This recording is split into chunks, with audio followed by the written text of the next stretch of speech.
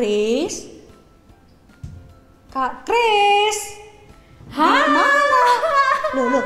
Loh. Aku di belakangmu. Gak kelihatan. Gak kelihatan Kak Kris. Gak boleh sembunyi. Ayo. Oke, Kak Kris geser. Ayo maju. Oke, hai. Kita tegur ya. Shalom. Hai. Shalom adik-adik semua. Ketemu lagi dengan Kak Kris Dan Kak Kris. Kita mau ngajak kalian ngapain? memuji Tuhan. Memuji Tuhan. Sudah siap semua adik-adik di rumah? Kak Kris siap? Yang di rumah? Oh, yang di rumah. Yang di rumah gimana? Kayaknya semua siap. Jadi Oh iya, Kak Kris sudah dengar. Kita- Mereka bilang mereka siap loh Kak. Kita ajak berdoa dulu ya. Oke. Kak Kris. Oke, semua tutup mata, lipat tangan, kita berdoa. Tuhan Yesus, kami mengucap syukur untuk anugerah dalam hidup kami, sehingga Tuhan Kau memberikan kami kesempatan, sehingga Tuhan kami masih boleh beribadah, kami masih boleh mendengarkan firman-Mu Tuhan.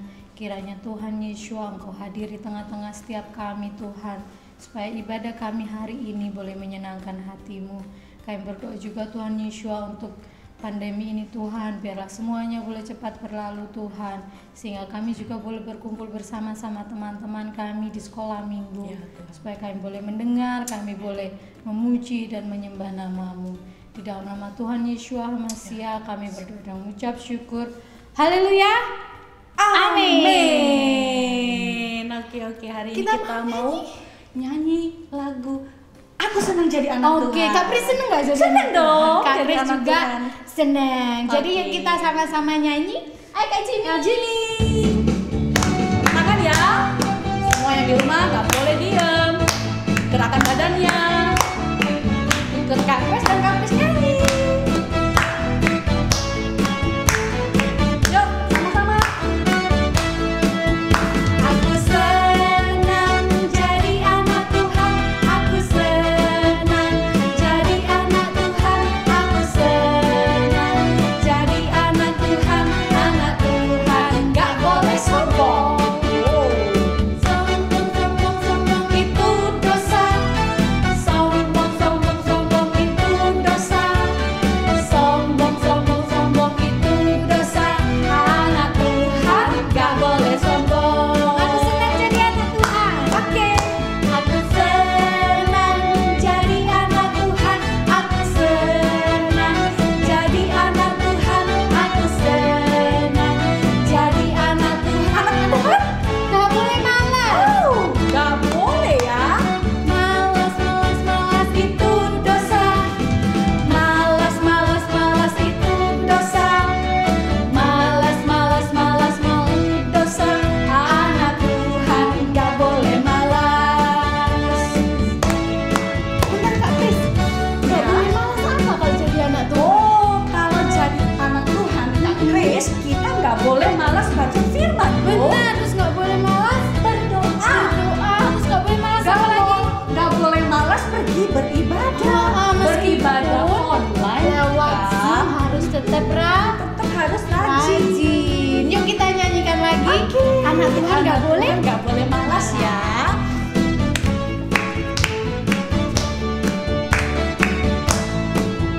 Aku senang jadi anak Tuhan. Aku senang jadi anak Tuhan. Aku senang jadi anak Tuhan. Anak Tuhan gak boleh malas. Malas itu dosa. Malas itu dosa.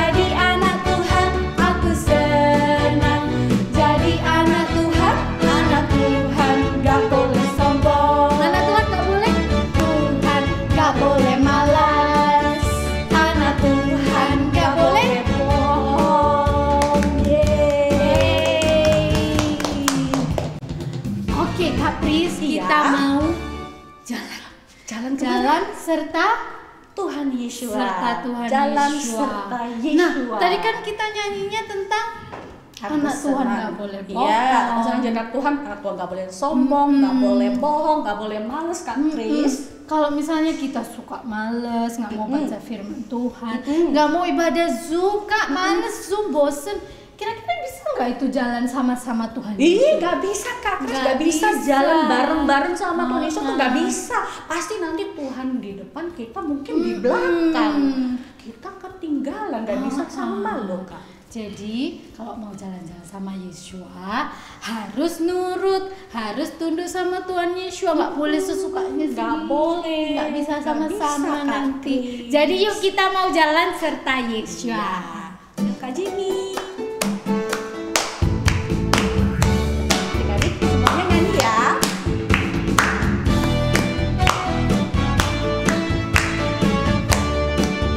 Ikuti ya. Jalan serta Yeshua, jalan sertanya setiap hari. Jalan serta Yeshua, serta Yeshua selamanya. Lagi ya, yuk. Jalan serta Yeshua, jalan sertanya setiap hari. Yuk. Jalan serta Yeshua, serta Yeshua selamanya. Jalan dalam suka, jalan dalam duka, jalan sertanya setiap hari. Jalan serta Yeshua, serta Yeshua Sekali lagi ya, Kak Pris, ya. Yuk semangat jalannya. Ayo semangat. Jalan serta Yeshua, jalan sertanya setiap hari. Jalan serta Yeshua, serta Yeshua selamanya. Jalan dalam suka, jalan dalam duka, jalan sertanya setiap hari. Jalan serta Yeshua, serta Yeshua selamanya. Serta Yeshua selamanya. Sekali lagi semangat. Serta Yeshua selamanya.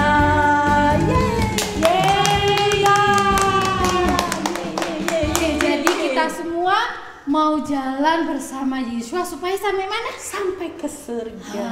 Kita semua sama-sama sampai ke surga. Oke, kita mau dengar firman Tuhan. Jadi kita mau berdoa dulu. Adik-adik di rumah, kita lipat tangan, kita mau berdoa. Bapa di surga, kami bersyukur untuk kesempatan siang ini di mana kami berkumpul untuk mendengar firman-Mu. Berbicaralah Tuhan lewat hamba-Mu yang akan menyampaikan firman-Mu. Tuhan urapi, biarlah hamba-Mu bisa menyampaikan apa yang menjadi isi hati-Mu. Di dalam nama Tuhan Yeshua kami berdoa dan mengucap syukur. Haleluya. Amin. Amin. Selamat mendengarkan firman Tuhan.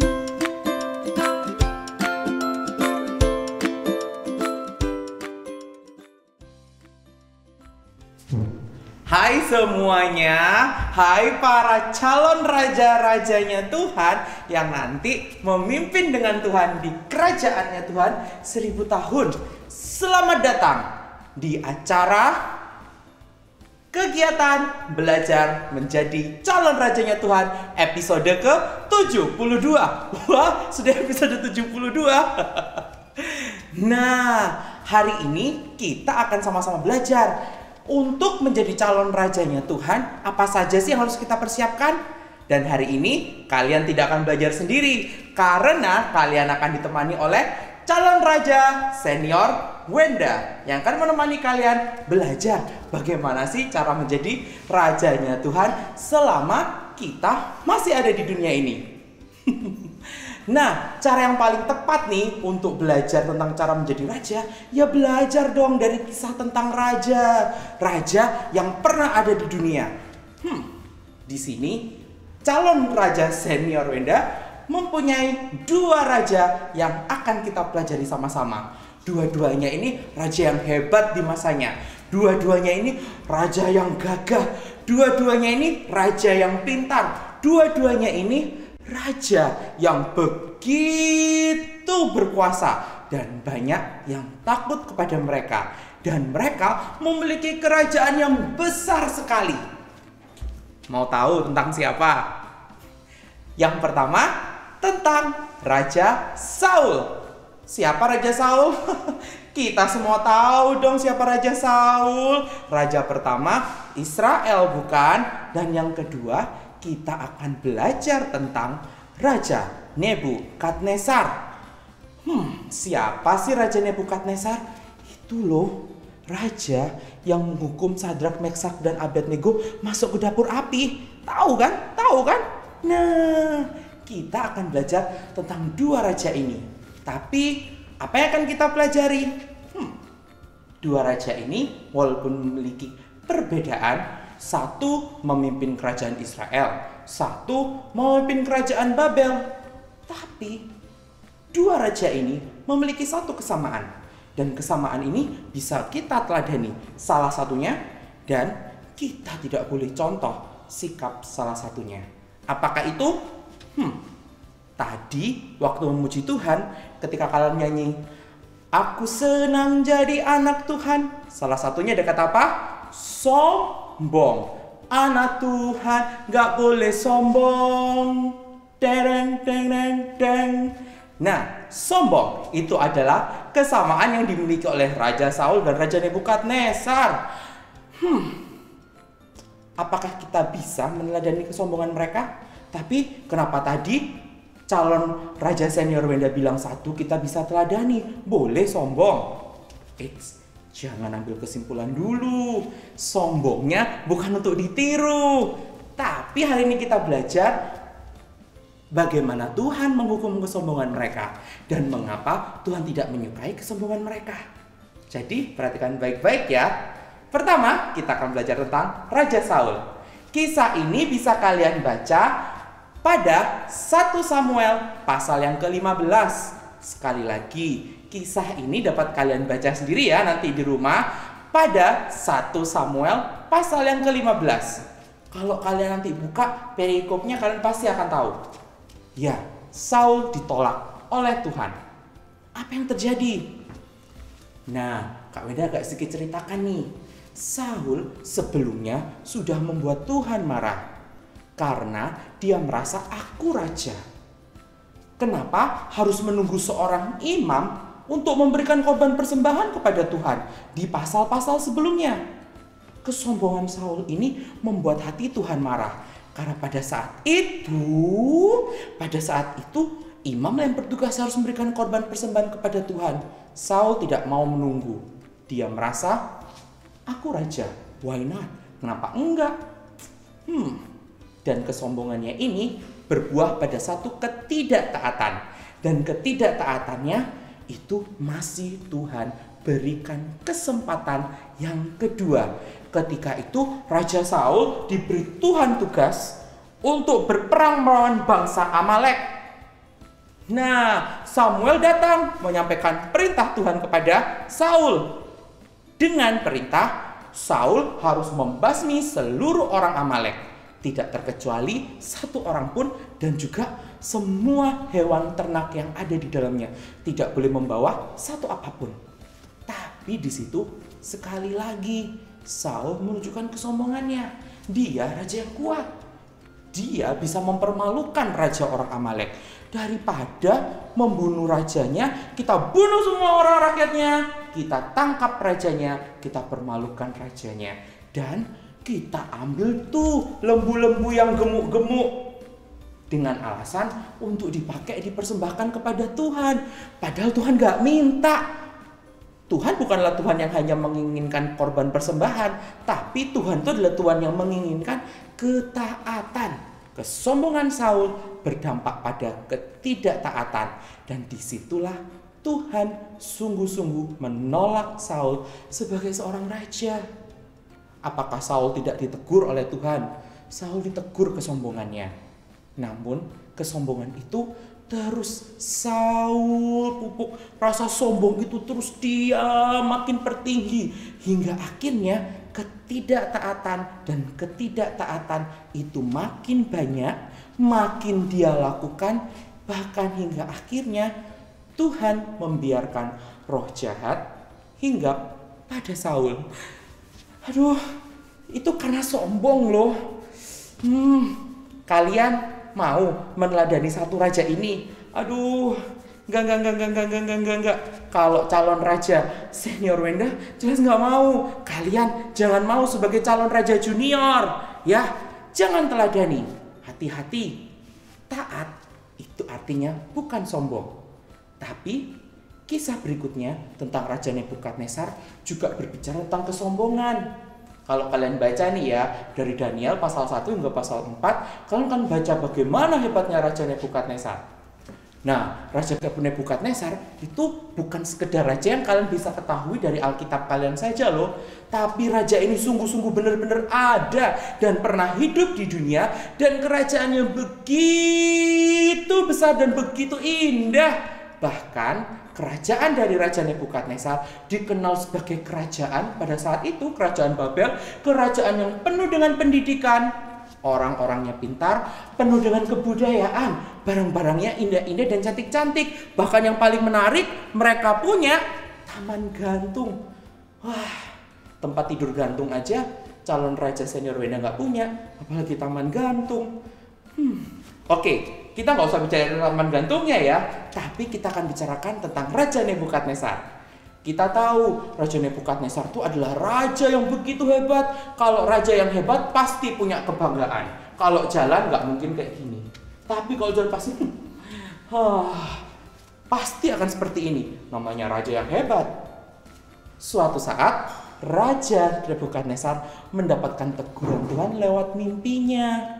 Kita tahu ada patung yang terdiri dari beberapa bahan yang berbeda, hingga akhirnya datang ada satu batu yang bisa mengelilingi dan menghancurkan patung tersebut, yang mengartikan bahwa kesombongan dan kebesaran kerajaan Nebukadnezar ataupun kerajaan-kerajaan berikutnya kalah tuh sama kehebatan kerajaan Tuhan. Dari batu kecil yang mengelinding hingga makin besar dan menabrak patung itu hingga menjadi gunung batu yang tinggi. Namun ternyata ketika sudah Tuhan tegur lewat mimpi, Raja Nebukadnezar nampaknya masih saja sombong. Dia kembali membangun patung emas loh. Jadi bukan hanya di mimpinya saja, tapi dia membuat patung emas. Dan dia beri perintah, siapapun harus tunduk, harus menyembah kepada patung emas buatannya. Tapi Sadrak, Mesak, dan Abednego yang kita tahu tidak melakukannya hingga mereka mendapatkan hukuman. Hukuman itu masuk ke dalam dapur api. Namun muncul ada sosok orang keempat di dalam dapur api itu yang membuat Raja Nebukadnezar kaget melihat bagaimana kuasa Tuhan melindungi Sadrak, Mesak, dan Abednego lebih daripada kuasanya. Tapi sayangnya Raja Nebukadnezar masih belum merendahkan dirinya, hingga ketika kita membaca pada Daniel pasal yang keempat dari ayat 1 hingga ke 37, kita bisa tahu di mana Tuhan benar-benar membuat kesombongan seorang raja yang hebat itu diturunkan oleh Tuhan lewat sebuah mimpi. Pada saat itu Raja Nebukadnezar bermimpi. Dia melihat ada satu pohon yang besar yang tumbuh di samping aliran sungai yang sangat subur. Nah, kebetulan nih kerajaan Babel pada saat itu adalah kerajaan yang ada di samping sungai Efrat yang begitu subur. Saking suburnya, pangan di tempat mereka itu sangat melimpah.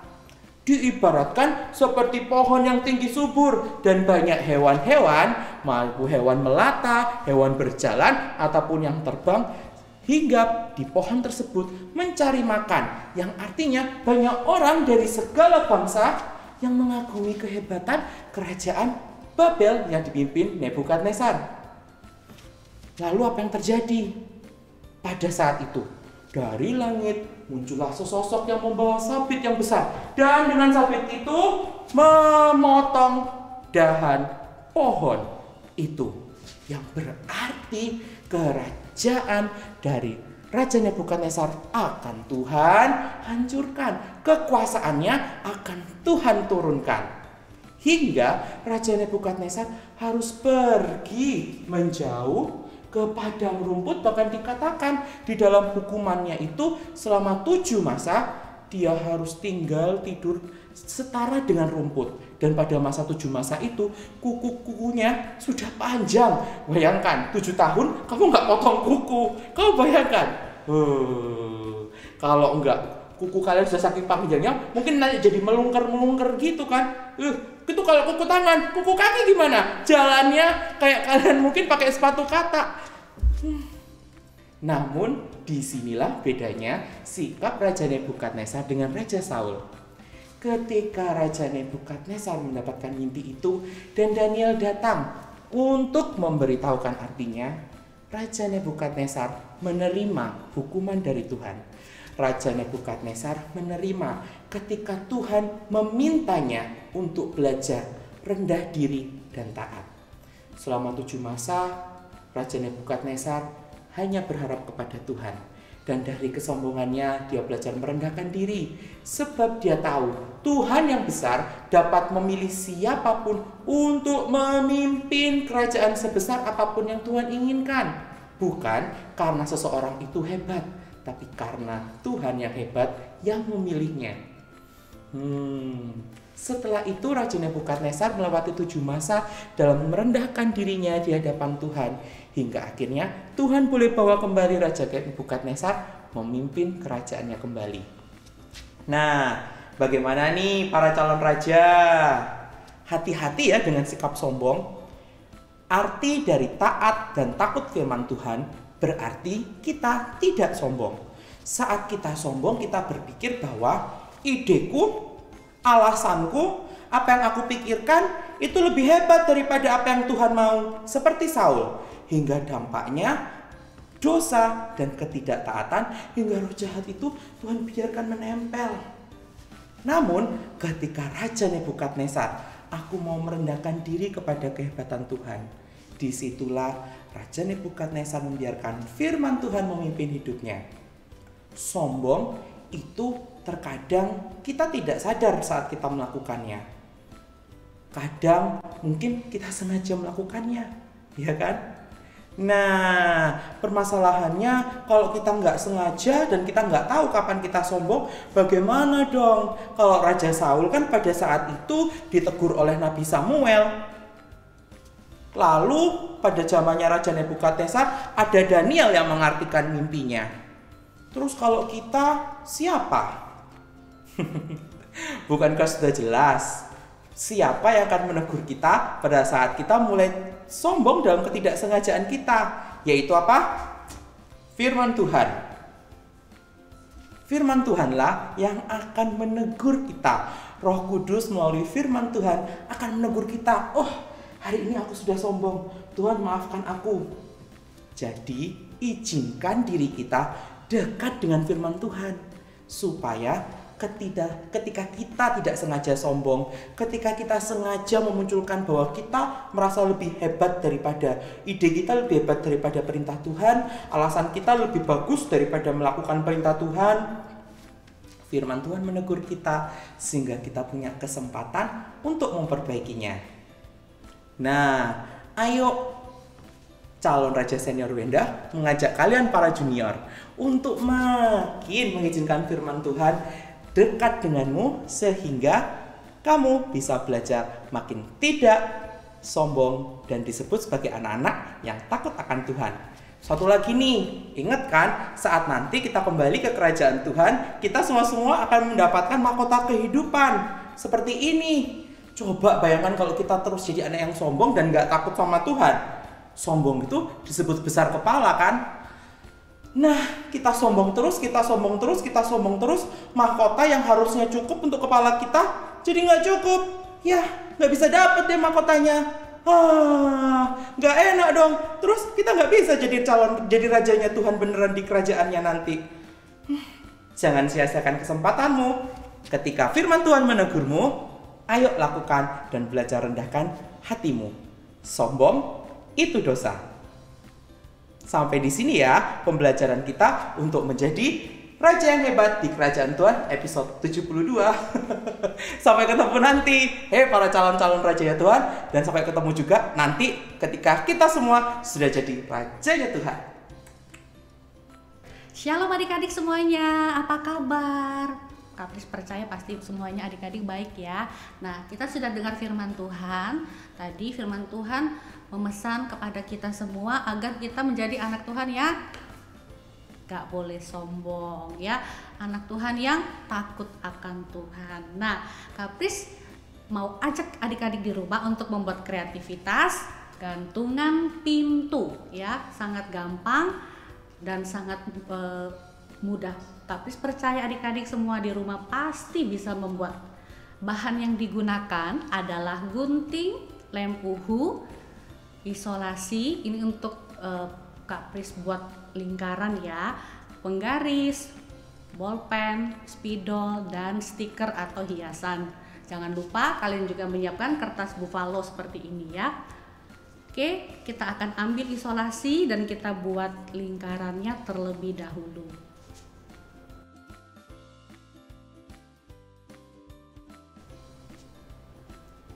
Kemudian kita membuat garis di tengah seperti ini. Itu kita membuat garis di bawahnya.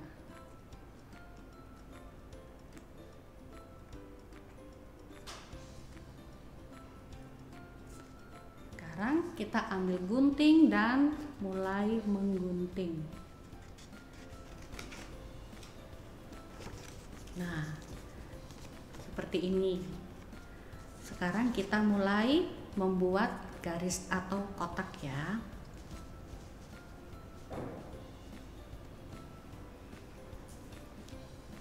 Kak Pris mulai menulis ayat hafalannya di dalam kotak ini.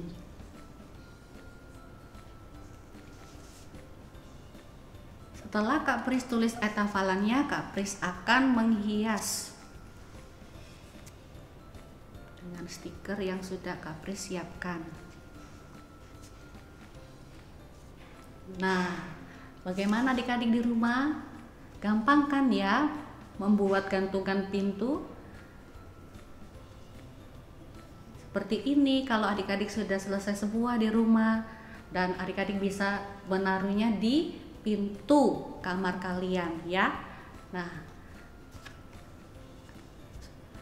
kreativitas hari ini sudah selesai dan adik-adik di rumah akan ketemu lagi dengan Kak Pris di kegiatan LICC berikutnya. Sampai Tuhan memberkati. Hai adik-adik. Nah, kita sudah memuji Tuhan, sudah dengerin firman, sudah bikin art and craft juga. Saatnya kita mau menghafalkan ayat. Ayat hafalan hari ini cukup mudah, nggak panjang-panjang. Jadi diambil dari Amsal 8 ayat 13a. Takut akan Tuhan ialah membenci kejahatan. Sekali lagi, Amsal 8 ayat 13a. Takut akan Tuhan ialah membenci kejahatan. Mudah kan? Jadi usahakan untuk dihafalkan ya. Kalian pasti bisa. Halo. Hari ini kita sudah belajar banyak ya. Kita sudah belajar jadi anak Tuhan itu apa? Nggak boleh malas, nggak boleh bohong, dan yang terutama hati-hati dengan sombong. Ingat, karena sombong, malaikat Tuhan yang sombong akhirnya Tuhan usir dari surga hingga kita tahu jadi iblis. Hati-hati dengan kesombongan, karena sikap takut akan firman Tuhan berarti tidak sombong. Nah, sebelum kita akhiri ini semua, Kak Winda mau ingatkan. Tadi kalian sudah membuat itu tanda di pintu. Kalau biasanya di hotel tulisannya I'm busy. Tapi tadi di kreativitas kalian pakai untuk menunjukkan aku sedang berdoa, aku sedang baca Alkitab. Dipakai sungguh-sungguh ya. Dan jangan lupa juga untuk kalian selalu ikuti IG atau Instagramnya LICC. Sebab akan banyak sayembara dan hadiah-hadiah menarik yang menunggu kalian. Kan sayang kan? Hadiah. Oke, kita mau akhiri pertemuan LICC kita dengan doa. Ingat, tetap hidup dalam firman Tuhan. Ayo kita semua sama-sama berdoa. Bapa kami di kerajaan surga, kami sungguh mengucap syukur atas kesempatan yang boleh Tuhan berikan untuk kami boleh belajar Tuhan, melihat hati kami, apakah ada kesombongan yang kami miliki. Kiranya Tuhan, kami juga memberikan diri kami kesempatan untuk mendekatkan diri kami kepada firman-Mu lebih lagi.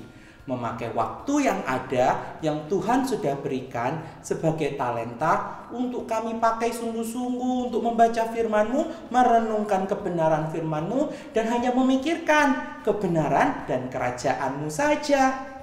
Kiranya Tuhan yang menutup bungkus kami semua dan mempertemukan kami kembali Tuhan ketika semua pandemi ini berakhir, beribadah bersama-sama secara fisik, bersentuhan satu dengan yang lain di dalam kasih. Kiranya hingga sampai saat itu perlindungan Tuhan tetap menyertai kami, keluarga kami, dan semua orang-orang yang kami kasihi. Kita akan berpisah sambil menerima berkat dari Bapa yang di surga. Bapa Yahweh memberkati kita dan juga memelihara kita semua. Bapa Yahweh membuat wajahnya bersinar kepada kita dan selalu bermurah hati untuk kita semua. Bapa Yahweh selalu menghadapkan wajahnya kepada kita dan memberikan kita damai sejahtera. Hanya di dalam nama Tuhan Yeshua kita sudah berdoa, kita sudah beribadah, memuji dan mendengarkan firman Tuhan. Haleluya, amin. Sampai ketemu lagi ya di ibadah LICC online berikutnya. Bye.